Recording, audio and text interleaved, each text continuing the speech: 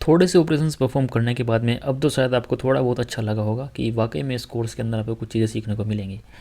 अगर आप ये पूरा कोर्स ध्यान से देखते हो तो मैं इस बात की गारंटी ले सकता हूँ कि ये पूरा कोर्स कंप्लीट करने के बाद में आप एक अच्छे लेवल के बैकएंड डेवलपर तो जरूर बन जाओगे। आपको ऑपरेशंस परफॉर्म करने में कोई भी प्रॉब्लम, कोई भी दिक्कत नहीं आएगी। अगर आपको लगता है कोई ऐसा ऑपरेशन जो जरूर हमें इस कोर्स के अंदर कवर करना चाहिए तो प्लीज़ आप मुझे कमेंट सेक्शन के अंदर जरूर बताइए। कहीं ना कहीं हम उस ऑपरेशन को जरूर एडजस्ट करेंगे। मैं यही चाहता हूँ कि जितने भी ऑपरेशंस आप जनरली परफॉर्म करते हो अपने डेटाबेस के साथ में, और हर एक एप्लीकेशन की अपनी अलग डिमांड होती है, तो हो सकता है कुछ ऐसे ऑपरेशंस जो मैंने मिस कर दिए हों या फिर मैंने लिस्ट में नहीं लिखे हैं। वैसे तो मैंने एक प्रॉपर लिस्ट बना रखी है जिसके अंदर मैंने ऑलमोस्ट सारे ऑपरेशंस लिखे हुए हैं, बट स्टिल अगर आपको लगता है कोई ऐसा ऑपरेशन जो हमें ज़रूर कवर करना चाहिए या फिर आपको इंटरव्यू के अंदर वो क्वेश्चन पूछा गया है तो प्लीज़ आप कमेंट सेक्शन के अंदर ज़रूर बताइए। ठीक है, अब बात करते हैं अपने नेक्स्ट ऑपरेशन की। इससे पहली वीडियो में हमने देखा था कि अगर हमें एक सिंगल रिकॉर्ड को गेट करना है अदर देन द प्राइमरी की, देन हम उसको कैसे कर सकते हैं। तो उसके लिए हमें फर्स्ट मेथड था, फर्स्ट और डिफ़ॉल्ट मेथड था, सिंगल और डिफ़ॉल्ट मेथड था। इस केस में हम बात करेंगे कि अगर हमें मल्टीपल पैरामीटर्स के साथ में डेटा को गेट करना है तो हम उसको कैसे कर सकते हैं। यानी कि मैंने यहाँ पे नेम तो पास किया हुआ है, लेकिन इस नेम के साथ में अगर मुझे एक और पैरामीटर पास करना है तो मान लीजिए कि मैं यहाँ पे एक और पैरामीटर पास कर देता हूँ और मैं लिख देता हूँ डिस्क्रिप्शन। राउटिंग इस केस में आप इंप्रूव कर सकते हो, बट हमें जो मेन ध्यान देना है वो देना है इन दो पैरामीटर्स पे।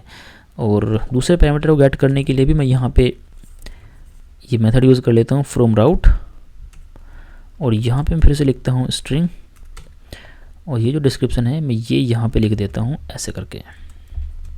अब मैं चाहता हूँ कि जो दो नेम हम पास करेंगे, यानी कि दो पैरामीटर पास करेंगे, इन दो पैरामीटर के बेस पे मुझे अपने डेटा को गेट करना है तो हम कैसे कर सकते हैं।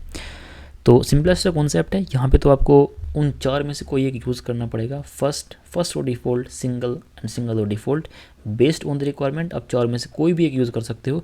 और जो ये कंडीशन हमने अंदर लिखी हुई है चारों सपोर्ट करते हैं। तो मान लीजिए कि मैं यहाँ पे यूज़ करता हूँ फर्स्ट और डिफ़ॉल्ट एसिंक वर्जन। ठीक है, इस केस में हमने पहला तो लिखा हुआ है टाइटल नेम तो ये चल जाएगा, लेकिन अगर मुझे यहाँ पे लिखना है एंड, यानी कि हम दूसरी चीज़ को भी यूज़ करने वाले हैं, और ये सिंपल सा ऑपरेटर है। यहाँ पे आपको अपने दूसरी प्रॉपर्टी का नाम भी लिख देना है। कैसे करके, x dot description equal description, that's it. इतना छोटा चेंज आपको करना है। अगर आपके पास में दो से ज़्यादा है, मान लीजिए आपके पास में 4-5 फील्ड हैं, तो आप फिर से यहाँ पे एंड करके अपना एक और लिख सकते हैं। अब मान लीजिए कि यहाँ पे आपके पास में एक और कॉलम है इज एक्टिव के नाम से, आप चाहते हो कि आप केवल एक्टिव रिकॉर्ड्स को ही फैच करें, तो क्या होगा उस केस में, यहाँ पे आप एक और एंड लिखोगे, एक्स डॉट एक्टिव हमारे पास में अभी तो कॉलम नहीं है मान लीजिए, बट आईडी है, तो ऐसे करके मैंने लिखा यहाँ पे 1। आप इस वैल्यू को डायनेमिक भी ले सकते हो किसी पैरामीटर से या फिर किसी मॉडल से, उस बेस पे आप यहाँ पे अपने लॉजिक को लगा सकते हो। तो यहाँ पे अभी तो हमारे पास में ये नहीं है। अब मैंने क्या काम किया, केवल दो के साथ में ही मैं ये ऑपरेशन परफॉर्म कर रहा हूँ, बाकी ये दो से ज़्यादा में भी सिमिलर ही कॉन्सेप्ट रहेगा। ठीक है, तो इसको रन करते हैं। एप्लीकेशन हमारी वर्किंग है ऑन दिस पर्टिकुलर पोर्ट। अब मैं ओपन कर लेता हूँ अपना ये पोस्टमैन।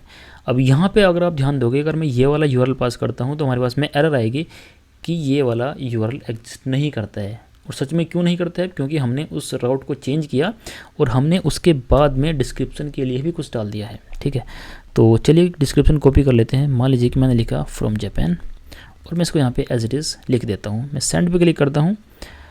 हमारे पास में यहाँ पे ब्रेक पॉइंट हमारा हिट हुआ है। नेम के अंदर हमें क्या मिला, येन, और डिस्क्रिप्शन के अंदर हमें क्या मिला, फ्रॉम जापान, जो हमने अपने पोस्टमैन से पास किया हुआ है। ठीक है, जैसे मैं कंटिन्यू पे क्लिक करता हूँ, अब देखोगे कि हमारे पास में एक्चुअल डेटा विजिबल है। अच्छा, इस केस में अगर मैं सिंगल और डिफ़ॉल्ट वाला कॉन्सेप्ट यूज़ करके डेटा को निकालने की कोशिश करता हूँ, इससे पहली वीडियो में जब हमने केवल टाइटल के बेस पे ये वाला मेथड यूज़ किया था तो हमें एरर आई थी। ठीक है, एरर क्यों आई थी, क्योंकि येन के लिए, क्योंकि इस येन वाली करेंसी के लिए हमारे पास में 2 रिकॉर्ड्स हैं। ठीक है, बट इस केस में देखते हैं कि इस केस में क्या होता है। तो मैं फिर से रन करता हूँ,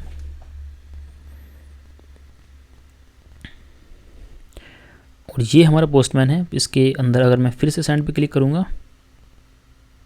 तो रिक्वेस्ट हमारी यहाँ पे आई।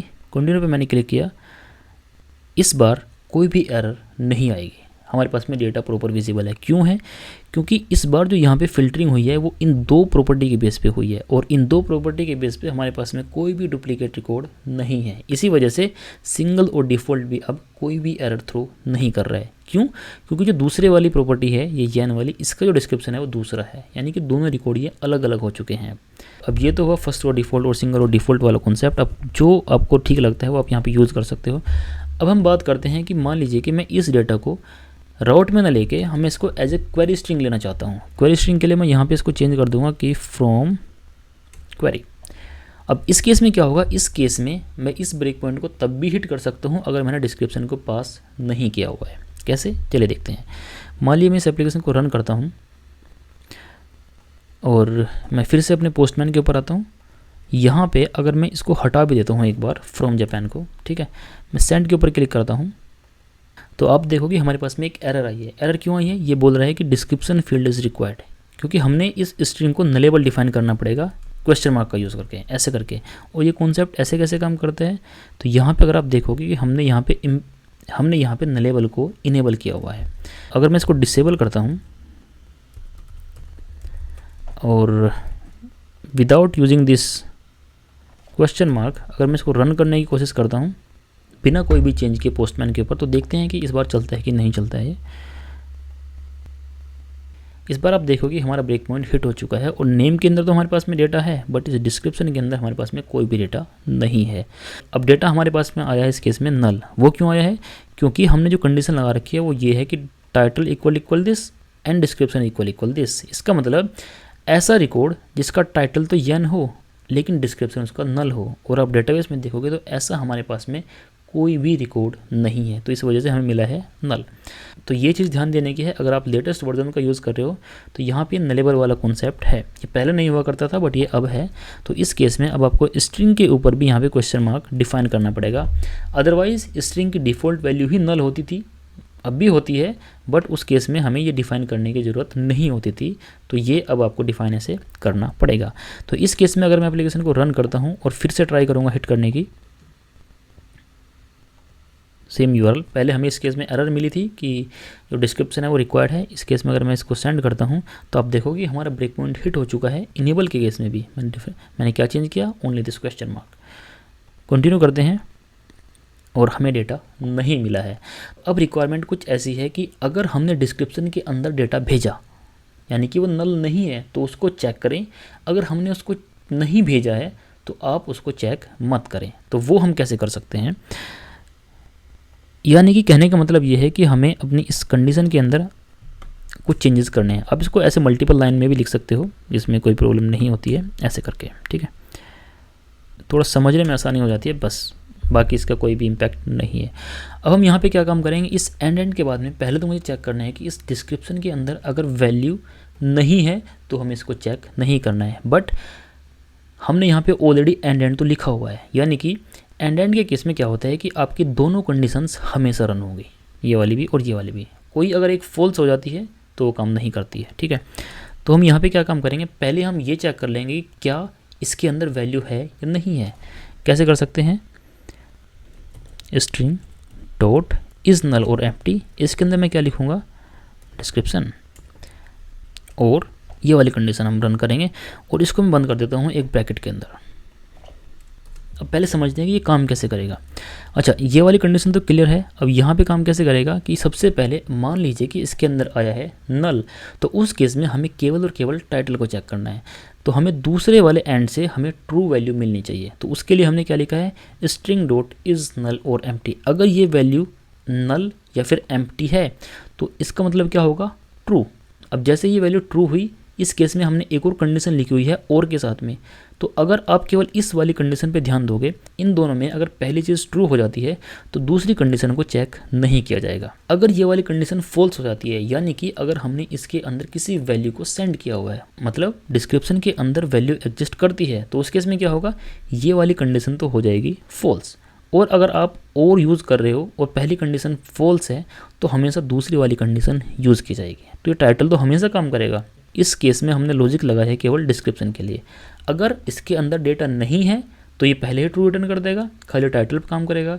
अगर इसके अंदर डेटा है तो वो डेटा को भी हम चेक करेंगे, क्योंकि उस केस में ये फॉल्स हो जाएगा तब ये वाली कंडीशन काम करेगी। सिंपल सा कॉन्सेप्ट है।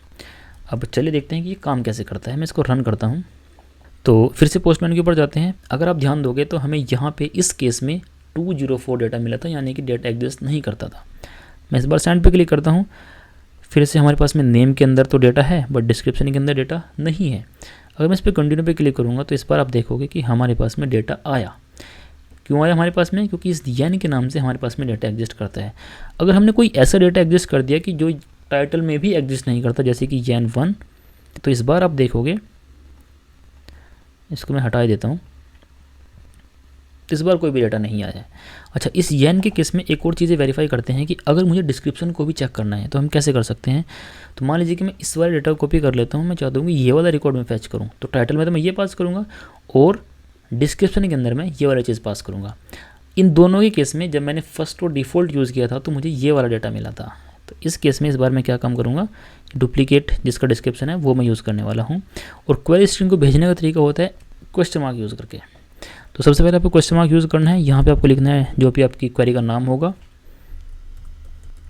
डिस्क्रिप्शन, इक्वल सिंबल और आपकी वैल्यू। अगर आप देखोगे कि जो आपकी क्वेरी स्ट्रिंग है ये पोस्टमैन ने भी यहाँ पे ऑटोमेटिकली लिख दी है।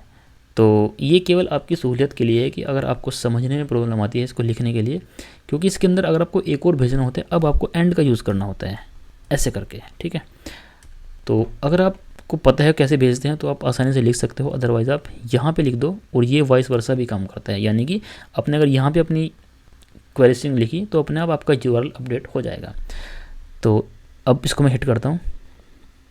अब आपके पास में कौन सा रिकॉर्ड आया है जिसकी आईडी है 6 येन डुप्लीकेट, यानी कि जो लास्ट वाला रिकॉर्ड है ये हमारे पास में आया है। अगर मैं ये वाला डेटा भेजता हूँ इस बार डिस्क्रिप्शन में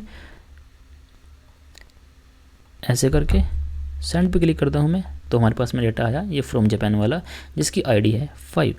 ऑन दी अदर हैंड मैं कुछ भी, अगर मैं यहाँ पे कुछ भी पास कर सकता हूँ, मान लीजिए मैंने यहाँ पे लिखा है INR, ये ठीक है। और अच्छा, मान लीजिए मैं गलत डेटा भेजता हूँ। मैंने क्या काम किया, ये तो मैंने बिल्कुल ठीक भेजा, डिस्क्रिप्शन के अंदर भी मैंने डेटा भेजा बट ये गलत है, यानी कि इस केस में हमारे पास में कोई भी एग्जैक्ट मैच नहीं है। तो आइडियली हमारे पास में कोई डेटा नहीं आना चाहिए। तो मैं सेंड पे क्लिक करता हूँ, हमारे पास में डेटा नहीं आया है। क्यों? क्योंकि ऐसा कोई रिकॉर्ड नहीं है जिसका टाइटल INR हो और जिसका डिस्क्रिप्शन फ्रॉम जापान हो इस टेबल के अंदर।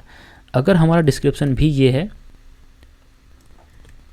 सेंड पे क्लिक करता हूँ मैं, तो हमें डेटा प्रॉपर मिल जाता है। तो ऐसे करके आप अपना लॉजिक लगा सकते हो कि अगर आपका पैरामीटर ऑप्शनल है या फिर उसके अंदर वैल्यू नहीं है तो उसको हम कैसे हैंडल कर सकते हैं। और ध्यान रहे, अगर आपके पास में एक से ज़्यादा हैं तो आप यहाँ पे एंड करके अपने और लॉजिक को भी लगा सकते हो। तो आपको क्या काम करना है, बस नेक्स्ट लाइन में फिर से एक और एंड लिख देना है यहाँ पे ऐसे करके, और सिमिलर कॉन्सेप्ट, यानी कि पहले आप चेक करो कि उसके अंदर वैल्यू है या नहीं है, उस बेस पे आप अपना लॉजिक लगा सकते हो। अब मान लीजिए कि आपकी कुछ रिक्वायरमेंट ऐसी है कि अगर आपके इस पैरामीटर के अंदर मिनिमम 2 कैरेक्टर हैं या मिनिमम 3 कैरेक्टर हैं तो आपको उसको इंक्लूड करना है, अदरवाइज नहीं करना है। तो उसके लिए आप कैसे काम कर सकते हो, यहाँ पे आप स्ट्रिंग लेंथ का यूज़ कर सकते हो और चेक कर सकते हो अगर आप इस स्ट्रिंग की लेंथ जो है वो ग्रेटर देन 3 है तो ही काम करे, अदरवाइज सिंपली आप ट्रू वाला कॉन्सेप्ट यहाँ पे ले सकते हो।